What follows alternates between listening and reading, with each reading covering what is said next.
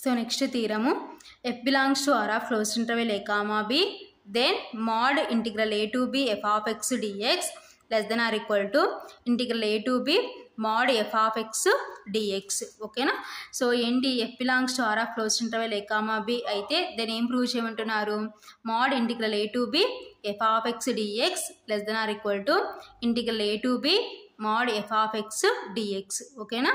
So proof, given f belongs to R of closed interval a comma b, that implies, so previous theorem నుంచి ఏం రాసుకోవచ్చు, f belongs to R of closed interval a comma b అయితే that implies mod f belongs to R of closed interval a comma b. So ఇక్కడ నుంచి అంటే previous theorem నుంచి అన్నమాట. ఓకేనా?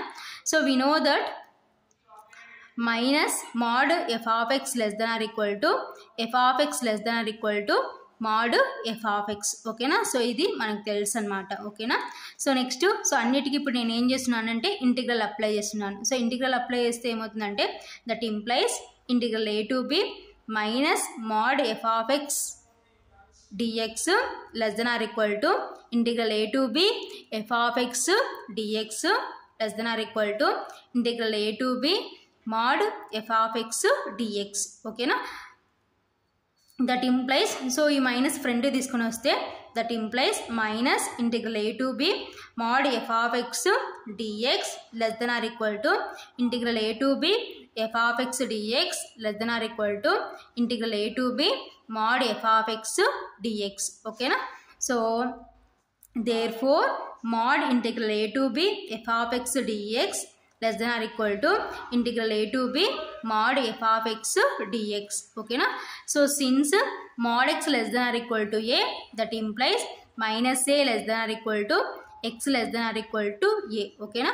సో అబ్జర్వ్ చేయండి. సో ఇక్కడ మైనస్ ఏ ప్లేస్లో ఏముందంటే మనకి minus integral a to b mod f of x dx ఉంది. ఓకేనా? సో ఎక్స్ ప్లేస్లో ఏముందంటే integral a to b f of x dx ఉంది. ఓకేనా? సో ఏ ప్లేస్లో ఏముందంటే integral a to b mod f of x dx ఉంది. ఓకేనా? సో అప్పుడు ఏమవుతుందంటే మనకి mod x less than or equal to a అవుతుంది. కాబట్టి mod, సో ఎక్స్ ప్లేస్లో మనకి ఏముంది integral a to b f of x dx less than or equal to, so A ప్లేస్లో ఏముందంటే integral a to b mod f of x dx. ఓకేనా? So మనం mod x తీసుకుంటే ఈ విధంగా రాసుకుంటాం. అదే mod f of x less than or equal to k తీసుకుంటే that implies minus k less than or equal to f of x less than or equal to k. ఓకేనా? So వీటిని base చేసుకొని మనం ఇలా ఉండేదాన్ని ఇలా రాసుకుంటున్నాం. ఓకేనా? సో ఫైనల్గా therefore mod integral a to b f of x dx less than or equal to integral a to b mod f of x dx. ఓకేనా? సో ఇది proof. Next theorem, if f belongs to R of closed interval a comma b and small m comma capital M are the infimum and supremum of f in closed interval a comma b, then small m into b minus a less than or equal to integral a to b f of x dx less than or equal to capital M into b minus a and integral a to b f of x dx is equal to mu into b minus a where mu belongs to small m comma capital M. ఓకేనా? So very important, 10 marks అడుగుతూ ఉంటారు. So ఏమంటున్నారు, if f belongs to R of closed interval a comma b and small m comma capital M are the infimum and supremum of f in closed interval a comma b. So small m అంటే infimum, capital M అంటే supremum. ఓకేనా?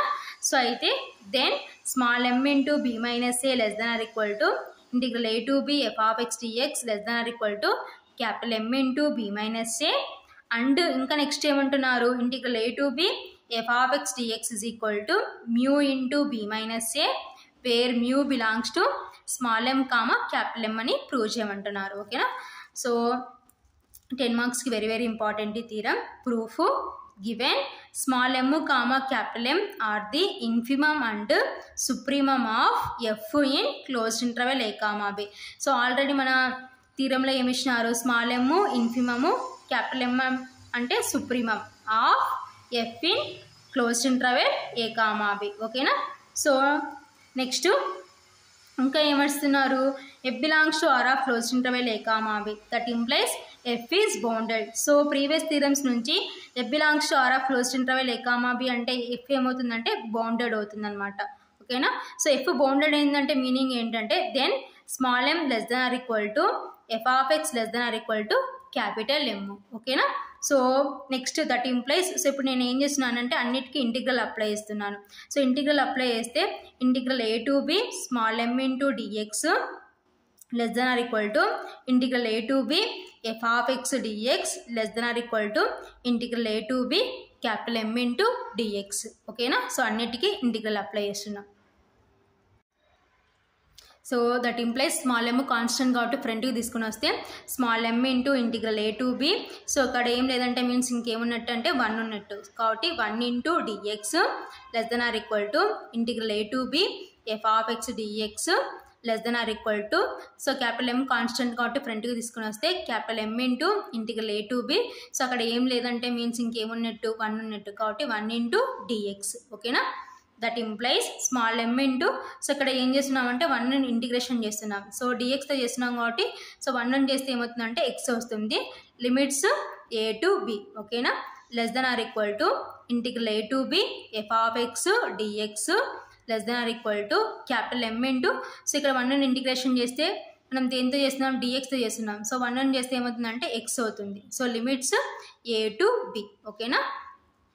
That implies small m into, so ఇక్కడ x ఉన్న చోటంతా ఒకసారి upper lower substitution చేస్తే, so upper సబ్షన్ చేస్తే x ఉన్న చోటంతా b, సో లోయర్ సబ్షన్ చేస్తే ఏమవుతుందంటే మైనస్ వస్తుంది కాబట్టి b minus a less than or equal to integral a to b f of x dx less than or equal to capital M into, here also ఒకసారి upper ఒకసారి lower substitution చేస్తే x ఉన్న చోటంతా, so upper సబ్షన్ చేస్తే b, lower substitution చేస్తే minus a. ఓకేనా. So కాబట్టి ఫైనల్గా that implies small m into b minus a less than or equal to integral a to b f of x dx less than or equal to capital M into b minus a. This is equation 1. So మనం prove చేయాల్సిన దాంతో first part prove చేసినాం. ఓకేనా. So next let integral a to b f of x dx is equal to k. This is equation 2. So next నేను ఏమనుకుంటానంటే integral a to b f of x dx is equal to k కి equal అని తీసుకుంటున్నాను. ఓకేనా. So from equations 1 and 2, so equations 1 and 2 నుంచి, so equation 1లో integral a to b f of x dx ప్లేస్లో నేను ఏం సబ్స్టిట్యూట్ చేస్తున్నానంటే k సబ్స్టిట్యూట్ చేస్తున్నాను. ఓకేనా. సో k సబ్స్టిట్యూట్ చేస్తే that implies small m into b minus a less than or equal to k less than or equal to capital M into b minus a. ఓకేనా. So integral a to b f of x dx ప్లేస్లో k replace చేసినాను. ఓకేనా. So next that implies, so here మనకి small m into b minus a, next capital M into b minus a. So మనకి ఎలా ఉన్నాయి ఇక్కడ ఇన్ఈక్వాలిటీస్లో ఇవి మల్టిప్లికేషన్లో ఉన్నాయి. సో ఇక్కడికి వచ్చేసరికి ఏమవుతుందంటే డివిజన్ అవుతుంది. ఓకేనా. కాబట్టి that implies small m less than or equal to k divided by b minus a less than or equal to capital M. ఓకేనా. సో మళ్ళీ క్రాస్ మల్టిప్లికేషన్ చేస్తే మనకి ఏమొస్తుందంటే ప్రీవియస్ స్టెప్ వస్తుంది. ఓకేనా. So next let k by b minus a is equal to mu. So next నేను ఏమనుకుంటున్నానంటే ఈ k by b minus a అని ఏమనుకుంటున్నానంటే మ్యూ అనుకుంటున్నాను. ఓకేనా. So that implies small m less than or equal to, so ఆ ప్లేస్లో mu replace చేస్తే mu less than or equal to capital M. ఓకేనా.